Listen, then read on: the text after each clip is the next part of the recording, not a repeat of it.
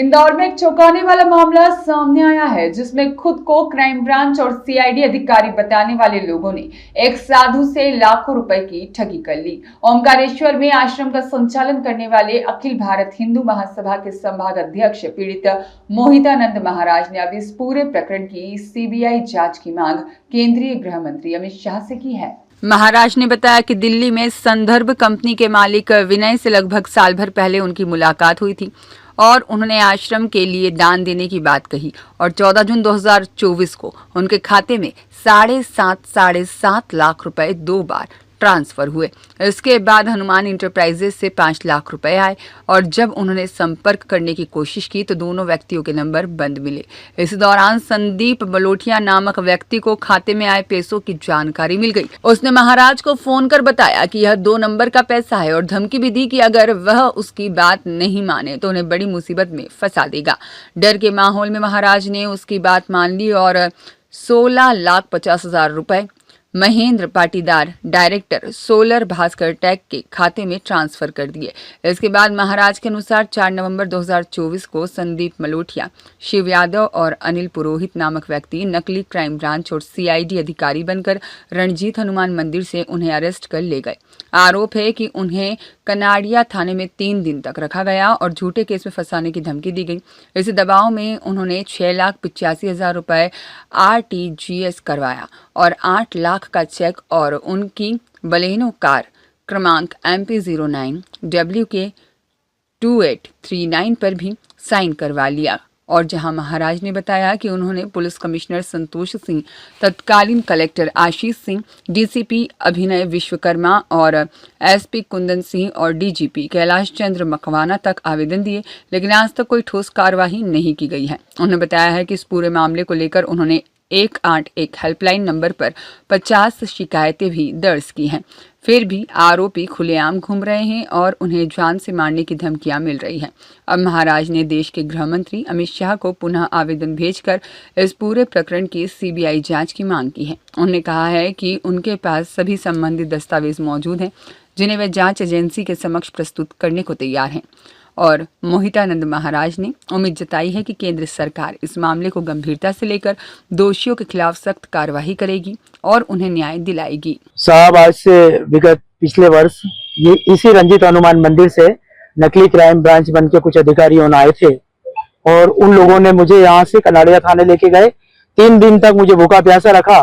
उसके बाद मुझे धमकी दी गई कि आप एक काम करें महाराज, आपकी गाड़ी के अंदर ब्राउन शुगर, चरस और लड़कियां बैठा के आपका फोटो वगैरह खिंचवा के, है ना, आपको बदनाम कर दिया जाएगा। हम जैसा बोल रहे हैं वैसा आप करते जाएं।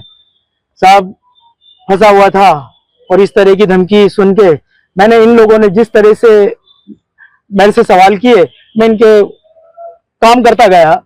इन्होंने मुझे मेरे ही बैंक में ले जाके 6,85,000 का RTGS करवाया, वरन 8 लाख रुपए का चेक लिया। मेरी गाड़ी बलेनो 2930 पे साइन करवा के इन लोगों ने अपने पास अभी तक रख रखी है और वो गाड़ी आज भी मेरे नाम से है। फिर इन्होंने 4 दिन बाद छोड़ा। छोड़ने के बाद मैं कमिश्नर संतोष साहब के पास गया। मैंने, साहब, इस तरह की घटनाएं आपके ऑफिसरों ने की है। तो उन्होंने उसको फोन लगाया और कहा कि ये क्या घटना है भाई। तो ये मेरे कार्य को दबाया गया कि महाराज की कार्रवाई अभी रोकते हैं। उसके बाद कलेक्टर आशीष सिंह के पास गया मैं जन सुनवाई में, वहां भी मैंने यही बात कही। उसके बाद राजेश दंडोतिया जो क्राइम ब्रांच डीसीपी हैं, उनसे भी मैंने इस विषय को चर्चा की। तीसरा, मैं डीजीपी साहब कैलाश चंद्र मकवाना जी की जन सुनवाई में भी गया कि मुझे किसी भी तरह से न्याय मिले।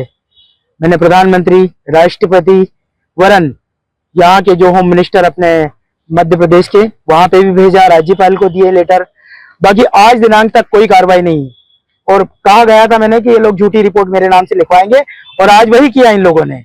मेरे नाम से झूठी रिपोर्टें लिख के मुझे फिर से बदनाम करने की एक गहन साजिश की जा रही है। महाराज जी, आप कहाँ से हैं? क्या मेरा ओंकारेश्वर में आश्रम है जी। हाँ, और वरन मैं एजुकेशन डिपार्टमेंट और मध्य प्रदेश में सोलर का भी काम देखता हूँ।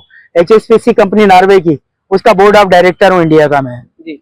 आपके अकाउंट में जो पैसा आया था, जी जी, क्या कहाँ से आया था, किस तरह से? साहब, मेरा अकाउंट गौशाला के नाम से मैंने वो मतलब धर्मार्थ दान देते हैं लोगों, वही पैसे को इन लोगों ने, है ना, मतलब षड्यंत्र का शिकार बना के मेरे से छीने गए हैं। लगभग कितने रुपए? करीब 22 लाख रुपए के आसपास इन लोगों ने मेरे से ये अमाउंट छीनी है। एक जो आप एक व्यक्ति का नाम बता रहे हैं, संदीप कोई हरियाणा हाँ, का है। संदीप मलोटिया क्या, है। क्या मामला है पूरा, वो कैसे आपके साहब वो नकली क्राइम ब्रांच बन के आया था, उससे कोई लेना देना नहीं है। मेरा एक फोटोग्राफ भी अगर उसके साथ बता देंगे जी। तो आप जो कहेंगे वो करने के लिए हम तैयार वो हैं। किस तरह से आपको प्रताड़ित करा उसने, संदीप ने किस तरह से आपको प्रताड़ित करवाया? बस साहब ये इन लोगों से मिली जुली वक्त थी, इन खजराना एसीपी ग्रुप के लोग थे, है ना, बस यही बात है। हाँ, तो क्या किस तरह से वसूली की गई आपसे, इन लोगों ने किस तरह से दबाव बनाया? मैंने बताया ना सारा बाइट के अंदर कि किस तरह से वसूली की इन लोगों ने। आगे क्या कदम रहेंगे? बस आगे यही कदम है कि अगर 8 दिन के अंदर अगर मुझे न्याय नहीं मिलता है तो मैं सीएम आवास के सामने जाके मैं या तो सल्पास खा लूंगा।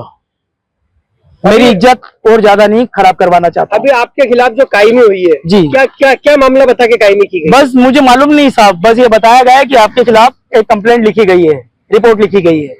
किसने बताया आपको ये? ये एडिशनल डीसीपी के वहां से मुझे मालूम पड़ा है। ये कौन अधिकारी है जिन्होंने आपके साथ ये वो करा है? साहब ये एसीपी ग्रुप के लोग हैं और इनने पहले भी कुछ कारनामे किए हैं, उसकी मैं रिपोर्ट आप लोगों को दूंगा। पंचवटी में भी 22-25 लाख रुपए का गबन किया था इस एसीपी ने। ब्यूरो रिपोर्ट, सत्याग्रह न्यूज, मध्य प्रदेश।